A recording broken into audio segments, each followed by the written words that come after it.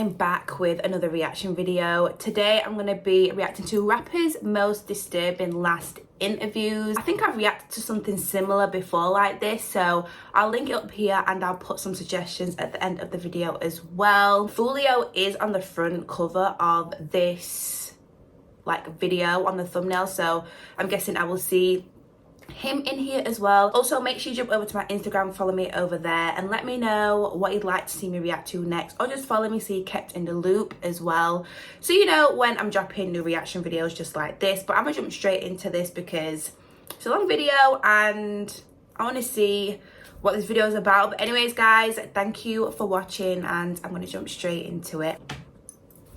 You know, if you do decide to leave the streets, it doesn't make you lame. It doesn't make you a bitch. It's a thing to leave on the street, bro. You feel that people want to kill you. Mm-hmm. Does that go through your mind pretty much every day when you wake up? Every day, all day. I'm a very disrespectful person. I know what I did in my lifetime. One interviewer warned a rapper to change his actions, and another foreshadowed his death in an interview. These are rappers' most disturbing last interviews. First, we have to start with Chicago rapper Bloodhound Lil Jeff, because Jeff was just starting to get a buzz in the city and was growing insanely fast. Fans of the Chiracology Reddit were even talking about Jeff nonstop, since they were comparing him to the next King Von. It's rumored that Lil Jeff allegedly had 10 bodies, because Jeff would even hint at having bodies on his Instagram.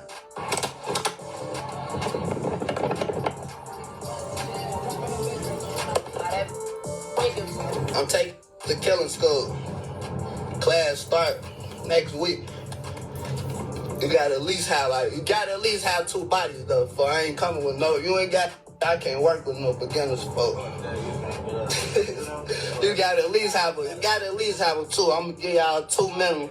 I'm gonna start at 2 minimum, cause y'all know where I'm gonna start at 2 minimum. Now I'm just doing it for a tradition. And whatever I say, do it. If you do anything scary, I'm smoking your.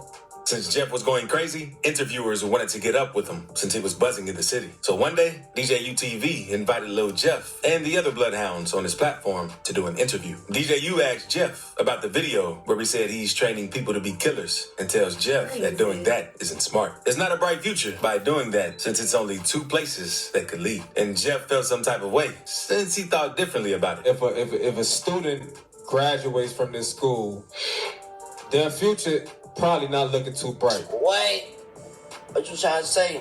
I'm saying there's only 2 places So they my can end up future in. not looking bright. I mean, I don't know if you See what graduate I'm from the school or saying? not. I don't know. It's like, oh man, just look. Is my future looking bright or not? But I'm just saying, if you graduate from the killer school, He trying to say ain't looking bright. no, you're a rapper, so your future looks very bright. But if a young man go to a killer school, you know, Become a rapper and have a bright future. See, they don't think of money and be exactly. He could do a lot. DJ U then asked Jeff how he is getting all his jewelry and stuff, since Jeff has tons of jewelry but hasn't made much from rapping yet. And Jeff lets him know off hitting licks and stuff. where you be getting all these fly watches from? Son, that's sweet. Okay. Like that. So they be giving them to me, really. They just be letting them keep them type. And they put them on, I just keep them. They be friendly as hell. Word. I see you still on They your let wrist, me right? have them, bro. I got my own. Well, it was like both eyes. And then we got another one. And then it's another one. But it's not here right now. One of the other guys got that. And then, we got, you be seeing that shit. Change all these like a swing. DJ U tries warning Lil Jeff that he needs to tighten up and change his life. He knows that all of the rumors that he is hearing aren't just coming out of nowhere and are likely to be true, since DJ U didn't see a bright future for Jeff. And y'all gotta chill on all that. Nah, man. I know y'all grown, I ain't y'all daddy. But I ain't even finna sit here and act like the cool. Hurry up in the aisle. Y'all gotta, you know, You're real for that. just tighten up a little bit. You know what I'm saying? Like, We tight on for sure. hey, no, for real, Lil Jeff, you hear me? Because you got a lot of potential, bro. I'm tight on. I'm not loose out here, bro. I got my together, man. You just hear bad, and it sound like you believe in it, bro. Man, cause, hey, look, I used to DJ for Von, right? The people And they used to say all type of crazy about him. See what I'm saying? So you should be used to this. All that is true.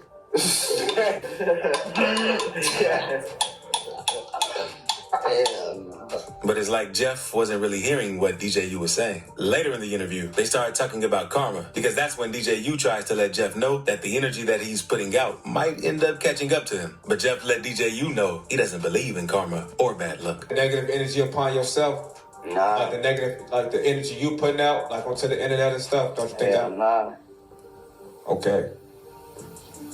I don't believe like that. No bad luck and karma and dumb.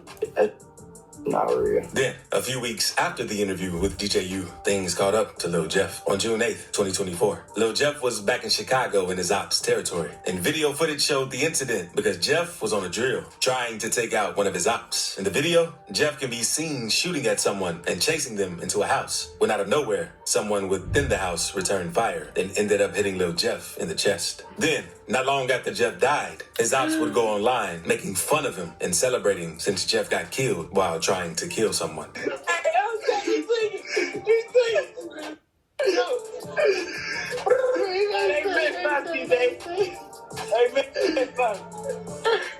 say they shot that brain. And Jeff maybe should have taken DJU's advice, since he already knew how things would play out for him. But Lil Jeff isn't the only rapper from Chicago to whom an interviewer tried giving warnings. The same happened with FBG Duck. One day, Duck was doing an interview. I've actually done a whole video on Duck. It's like, I don't know if it's like a documentary, but it explains a lot of things. So I'll link it up here, and I'll also, put it at the end of the video as well, so you can check that out, because it's very informative if you don't know about it, Jay Black. During the interview, Duck talked about getting shot twice on 2 separate occasions while being in Chicago. Where did you get shot both times? In the ankle and in the calf and the same leg, in my left leg. When I got shot the second time, when I got shot the first time, I went to a party as soon as I got out the hospital. I went to the hospital, they ran my leg up, went to the party. Later in the interview, Vlad asked Duck why he wouldn't move out of Chicago, especially after getting shot more than once, since his ops were really out to get him. But Duck tells him, Why stay in Chicago when these types of shootings are happening? See, what it is with me, like, I got more in Chicago probably than they got more in Chicago. Like, that I gotta make sure I take care of here first before I do anything. You can die anyway. You can get shot anywhere. You feel me? But it's just like, in Chicago, I know better. You feel me? Like, I know what to do and what don't to do and what not to do. You feel me? And it's like, now how I move around, I'm safe, you feel me? Duck then lets Vlad know that half of the big rappers from Chicago moved from Chicago because they're scary. And he isn't so scary, so there's no point in moving if he's not scared. Like, them is real rappers. You feel me? Like, them scared. It ain't because they got money and move. A lot of people tell you it's because I got money, I'm rich, why I gotta be in Chicago? No, you're scared. You know, these songs rapping, but you really scared. That's why you got out of Chicago, because you Later in the interview, Duck talks about how he feels and knows that people want to smoke him. And he thinks about that every day, all day. You feel that people want to kill you? Mm-hmm. Does that go through your mind pretty much every day when you wake up? Every day, all day. Every day, all day. It changed how I move. It would have been good if Duck had taken Vlad's advice and moved out of Chicago, because Duck was dissing dead ops and still in the city. Unlike Dirk and some of the other rappers who were dissing dead ops. So Duck had a lot of attention on him and really had to watch how he moved. But in August 2020, Duck decided to go out shopping with his girlfriend in a rich neighborhood called Gold Coast. He always talked about moving smart and staying safe in the streets, since he knows how to move around Chicago. And Gold Coast definitely isn't the place you'd expect to see a shooting. But after O'Block got the drop on him, 6 of them hopped in 2 cars and rushed across town to catch him. When they spotted Duck, they jumped out of the V's, and it was on sight. Duck tragically died from getting hit in the chest and neck. Everyone suspected O'Block as soon as it happened. And in 2021, C-Thang, C-Murder, Muwop, Los, and Zell Money all got hit with a RICO case over it. And in April 2023, a 6th O'Block affiliate named TZ got booked for the shooting too. According to a witness who had talked to the cops, Vaughn dropped a $100K bounty on Duck's head, since he really wanted to get him gone. And it sucks that Vlad tried wanting Duck to move from Chicago, but Duck didn't feel like anything could happen to him down there. But now... But I think rappers that, What is that noise? Someone is drilling, sorry guys. But I feel like a lot of rappers do move out of, you know, where they're living because they've got obviously problems and people are after him. But, you know, sometimes trouble still follows them because of, you know, the things that they've been caught up in and stuff like that. But obviously Vlad's advice was good advice. Like I 110%, you know, understand where he's coming from with that. Let's move on to a rapper from Philly known as Fat G's. One day, Fat was doing an interview with Philly First 48. And during the interview, Fat was talking about how he's insanely deep in the streets and can't leave the streets. And how it's hard to squash beef because Fat lets the interviewers know that beef can't be squashed no matter what. Squash the beef or something. These in it, bro. Like, in it, they can't squash it if they wanted to, bro. It's just deeper than anything, bro. You feel what I'm saying, bro? Like, this is me, like, you feel what I'm saying, bro? You played basketball, you had career, anything, bro. They took your homie out, and then you gotta drop everything and react or be a... One of the hosts, named Che, was trying to school Fat and let Fat know that it doesn't have to be like that, and you have to mature and learn how to let things go. But G's wasn't trying to hear what the host was saying. But yeah, exactly. What can you tell? Like, kill your homie that you with every day, y'all smiling, this and you laugh, tears, bro. I'm gonna tell you. Like, you feel me? I'm gonna tell you what you're saying. You feel me, bro? And everyone just retaliates, you know? It come with maturity. Listen, when you get It don't come with maturity when they don't got no sense to the murder. No. So if shoot your homie dead through the door, bro, and kill your homie, that don't got nothing to do with maturity, bro. When I'm 18, like certain situations don't got nothing to do with maturity, though. When I'm 18, I'm going right back, and it don't even matter. I'm ready to die. I'm a Iron Man. I'm Superman. for sure. At 32 with a kid, that's 2 kids. You just gonna move different. You gonna still handle that. Che then lets Fat know that none of the guys out here killing are doing good. And what's the goal of being a gangster? However, all them killers, out of all of them, what percentage of them is doing good? We never said that. No, so then what's the real goal to be a gangster? Nothing. Because killing, that's easy. Yeah. That's easy. But guess what? That come over time. You know how easy it is to pull a trigger. But listen, coolness don't got nothing to do with with get back. That G's would end up losing his life after this interview in a very crazy way. On March 17th, 2024, Fat was posted outside of his mom's house until he noticed someone odd in his Ring camera. So he went up to talk and asked who they were, since he didn't want a shooting to go down at his crib. Oh, what's wrong with you? And I knocked on his door and I asked him who you looking talking about, go ahead. He just told me to go ahead. Fat then let whoever he's on the phone with know that he's about to flame the dude's car, since he didn't know who it was parked on the block. In front of my door, I'm about to flame. Like, I'm about to flame this car right now. I don't know what's up with cuz. Not long after, Fat kept talking to the dude in the car. And I guess he took offense to Fat saying that he was about to flame his car up. So the driver eventually upped his fire on Fat and let off several shots, ending his life. What's that for? Huh? Bro, somebody shut you up. Bro, are you listening to what I'm saying, bro? Somebody hit my crib up, bro. You sitting in front of my crib, bro. Hit his crib up. Yo. What is wrong with him?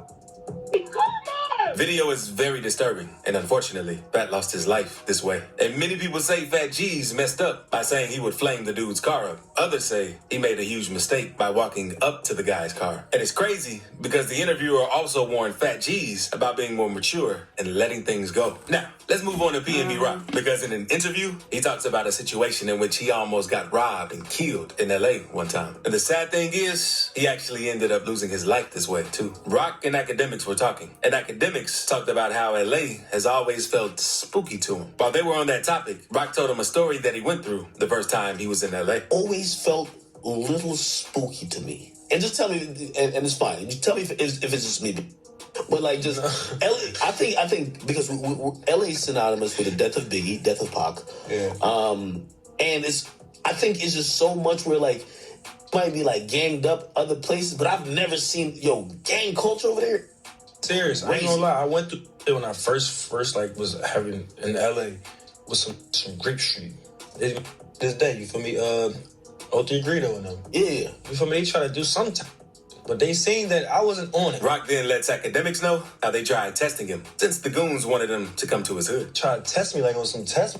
Like, they was just like, yeah, come to the hood. You feel me? Like, come to the hood. I went to their hood. You feel me? With strapped up. You feel me? Like, I went with, like, it was like 3 of us, and we wasn't crazy deep. Because I just be wanting to know, like y'all, I'm just like y'all, bro. You feel me? Like, I'm just like you. I came from the trenches. But that isn't the only time P&B Rock had some problems while in L.A. Because he talks to academics about another time goons tried him while he was with his family. Like, mid-pandemic. But it was like another one. Though? I don't know. I guess could be sweet. You feel me? They just be with my family. They think I'm just out here lacking. You know what I'm saying? So it would be one of those type of situations. Just talking loud shit. Wanting me to hear their conversation. And it's like, I'm with my peoples. Like, I'm with my daughter and my girl. Like, why they talking about this? Like, this around. Like, we outside, we on Fairfax. I'm like, man, you know, I already paid the bills. We out. Gangsters out there on Fairfax? Like, that's what I'm saying. What's going on? Like, I'm on Fairfax right now. So I'm like, man, we out of here. You feel me? Like, we going. My girl, like, no, what's wrong? I'm like, I'm just going off of the vibes. Like, we out. And it sucks that P&B Rock didn't take note of the times he's been run up on in L.A. and started moving differently when he was out there. Because on September 12th, 2022, P&B Rock took his girlfriend to Roscoe's Chicken and Waffles in L.A. His girl posted a picture on IG tagging their location, and at around 1:20 p.m., someone walked up to rob him. The police say the victim, along with the female witness, were in the eating area at a restaurant, but they were approached by at least one suspect who had a firearm and demanded property from the victim. And another dude started letting off shots and snatched P&B Rock's jewelry and ran off. After the situation hit the internet, many people blamed P&B Rock's baby mama for posting the location. But Cardi B made a tweet saying, "I highly doubt was looking at P&B's baby mama IG. He was in a bad location, and people stay outside plotting." It sucks that P&B Rock didn't start moving differently or hire a security guard while he was in L.A. after the 2 first times that he had crazy situations down there, since it seems like they were out to get Rock bad out there. But now, let's move on to 051 Melly. Even though Melly never dropped a song, he's huge in the Chicago drill scene for some of the things that he's done, similar to female assassin K.I. So Melly was getting interviewed just like the rappers, since he was around rappers and doing crazy things in the streets. And one day, Zach TV pulled up on Melly and Mubu Crump. During the interview, Melly talks about taking a chain at a party and doing all types of crazy, slimy things during parties in Chicago. It took me by myself. When they section by myself, it took me. They was outside. I was in there by myself. By yourself? Yeah, he lied on his interview. He said we was brawls. We had a fight in the hallway. Are you? Yeah. We just came to the party. I knew we. Pass it to the gang. Now we share it. That's crazy, man.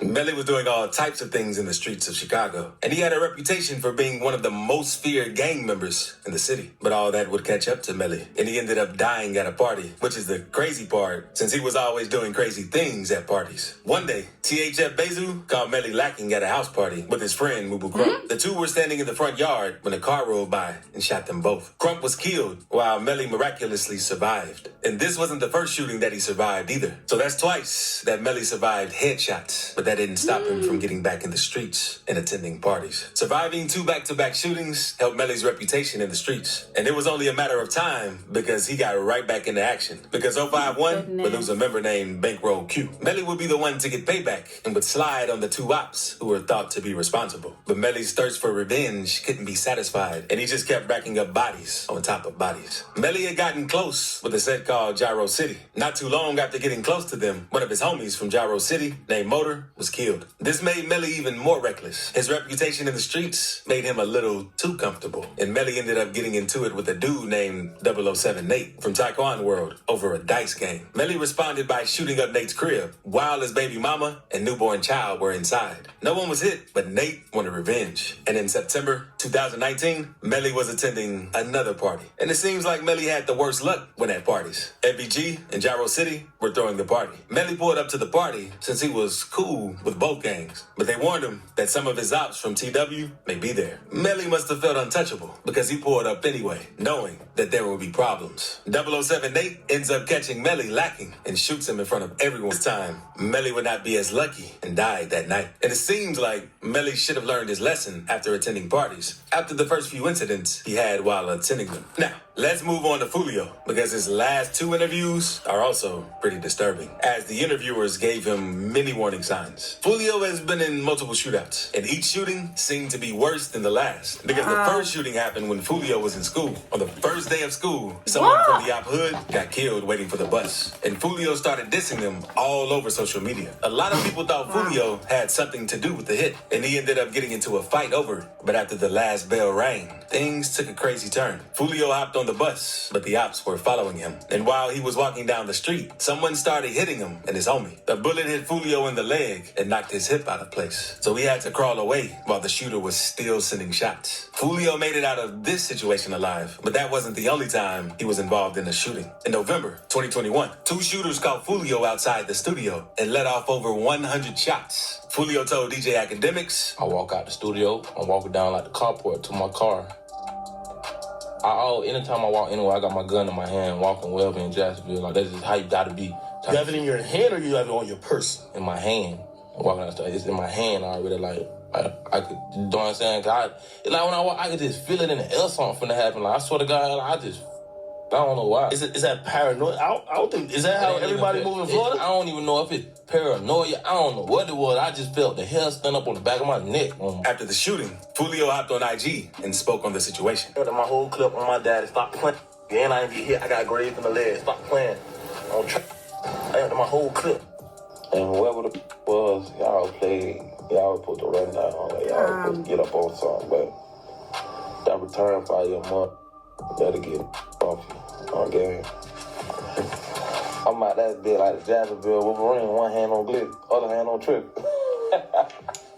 After fans saw what he posted, they started to assume Foolio was up to no good since he ran to Instagram about the situation. So hours later, he went live, clearing everything up. On trading my gun and register, I shot back in self-defense. Y'all dumb. I shot back in self-defense. You don't think if I did something illegal, I would be in jail? The police put me in the back of the car. Foolio's ops in Jacksonville aren't the only dudes he had to worry about. A video came out showing a random guy trying to press Foolio in the mall and make him crash out on camera. But Foolio kept cool and didn't react.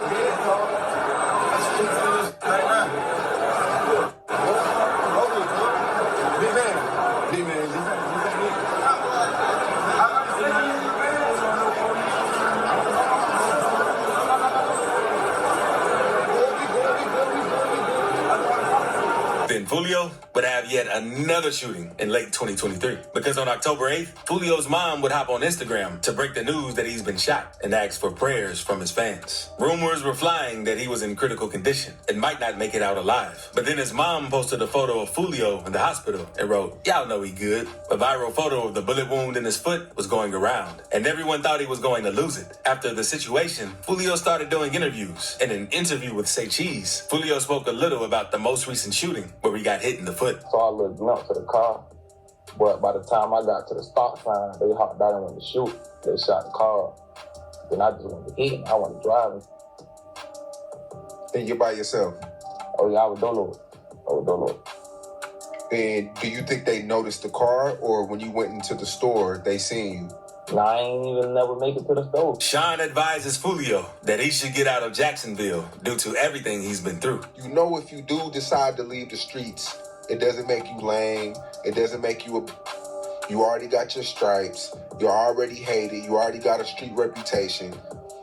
You already got the rep, bro. So if you decide to leave the streets, it doesn't make, bro, you already, you know, sometimes it's time to mature, bro, and do different things. Yeah, I feel like ain't no such thing as leaving the street, bro. I see people leave streets all the time and change their life around. Look at Wallow. Sean really wanted Foolio to get out of the streets since he could see that nothing good was going to come from it, and he should move out of town and go all in on rap. But I feel like if you were to move out of town, move out of town and just pursue your career, I feel like, I mean, your ops, I don't really know all of your ops specifically, but a lot of your ops can't afford to travel and meet you in LA or I don't know anywhere, New York, maybe Miami, because that's still Florida. But I feel like you relocating and I feel like you'll have way better energy, way better. You could focus on it better. But Sean Cotton wasn't the only interviewer who tried giving Foolio that advice after he got shot in the foot. And he went on no jumper after the situation too. And Adam told Foolio that he should get out of Florida. But Foolio lets Adam know that he knows the city and is comfortable there, so he doesn't plan on leaving. You back out there now, or? Like, I don't stay in Jacksonville. I just be there, like, you know what I'm saying? I don't know. I don't sit, think about the guys, what it be. I just be in Jacksonville. I don't gotta be there. I just be there. You know what I'm saying? I interview drill rappers all the time that tell me that they moved out of their home state, but then they seem like they just can't leave it alone, and they just end up back there. It's kind of how it is with you, that you try to get away from all the shit, but I ain't gonna count, bro. When I be in Atlanta, it's just like, I don't know Atlanta, bro. Later in the interview, Foolio talks about getting signs that he wasn't supposed to be in Florida around the time he got shot in the foot. In Jacksonville for how long? I was down there too long this time, like, parlaying, like, chilling. I'm here, like, you know what I'm saying? This is what it is, like, I'm on the book. I kept getting signs I wasn't supposed to be there, like, it kept happening, like, police pulling me over, saying they saying me, you know what I'm saying? Like, you too accessible, you Foolio, get the going, you know what I'm saying? But I'm just chilling, that's what I'm telling, like, I'm chilling, bro, I'm straight. What happened to me? And that's how, you know, and having, like, the big kid. And it's crazy that Foolio didn't follow the signs, and it would end up costing him his life in the next shooting that he was involved in. Because on June 23rd, Foolio was out to celebrate his birthday. He let everyone on his IG know that he was in Tampa and even showed them the Airbnb where he was staying. I don't know why he was doing all that. At 5, 6 o'clock. If you already got the address, pull up, man. You got the address, pull up. If you need the address, DM me right now. The pool party start at 5, 6 o'clock. You got to add it, man. Push up. We just got to this Tampa, Florida, man. You already got to add it to the pool party. Push up at 5:30, man. Push up at 5:30, man. We finna get everything right. You know what I'm saying? Happy birthday. Happy birthday. Everybody got their shot, put their shot in the air, man. Okay, David. Everybody take 3, man. 1, 2, 3.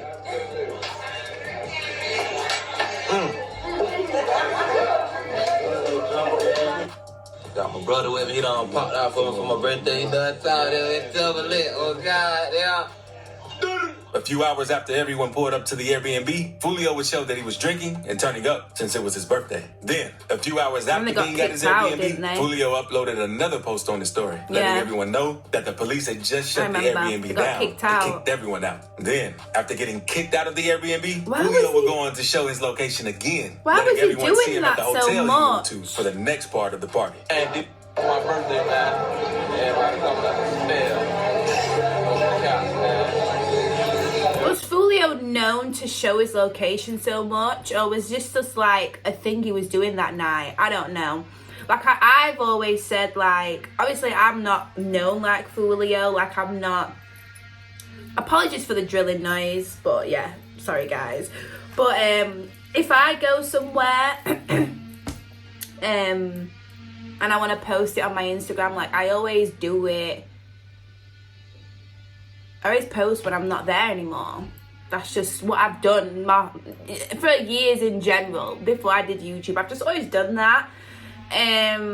But yeah, let me know, was Foolio known for posting his location all the time and like doing all of this? Or was this just like, was he just drunk and just having a good time and like just in the mode? Like what? Let me know in the comments if you know, let me know.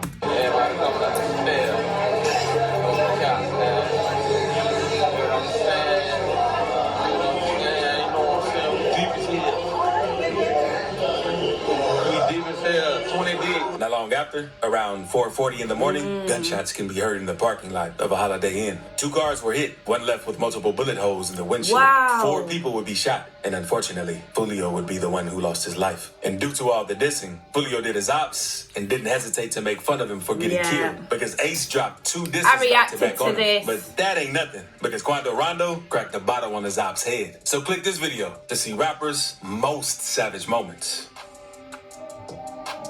What? Yeah, I reacted to Younger Nason and all the diss tracks that he did, so check them out if you want it. Check them out. But yeah, it is sad to like watch these interviews and know that these people are not here anymore, but also the interviewers giving them advice, which I do agree with the advice they are giving to them. I just think you can tell them to mature and stuff like that, but I think a lot of them are very upset and very hurt that the family member got killed or their friend got killed or something like that. So then everybody's just retaliating, and I think, you know, they just can't let that go. That, and you know, they're very hurt about it. So they feel like they have to retaliate. I feel like there's just a lot of trauma, you know, and stuff going on, and it is sad to watch these videos. It really is. Let me know in the comments, what do you think about these moments, these, you know, these interviews. Let me know if there's another video like this similar you'd like me to react to or anything else. And I will see you very, very soon in the next video. Bye.